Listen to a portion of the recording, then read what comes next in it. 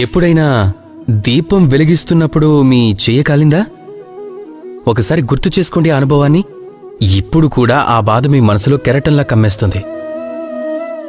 ఎప్పుడైనా నడుస్తున్నప్పుడు కాల్లో ముళ్ళు దిగితే గుర్తు చేసుకోండి, ఇప్పుడు కూడా ఆ బాధ మిమ్మల్ని కెరటంలా కమ్మేస్తూ ఉంటుంది. అలా ఎందుకు కమ్ముతుంది? బాధ కలిగింది అప్పుడు మాత్రమే కదా. కానీ ఎప్పుడు గుర్తు చేసుకున్న ఆ బాధ మీ మనసుని ఇప్పుడు కూడా కలవరపరుస్తుంది. ఎందుకని? అలా ఎందుకు జరుగుతుంది? జీవితంలో మనం బాధని ఎప్పుడు అనుభవించినా అప్పటి నుండి ఆ బాధను మనతోనే తీసుకువెళ్తూ ఉంటాం. కారణం ఒకటే, చింత. ఎంత బాధనైనా చింత కలిగించినంత కష్టాన్ని, వేదనని ఇంకేదీ కలిగించలేదు. కనుక చింతించడం మానేయండి.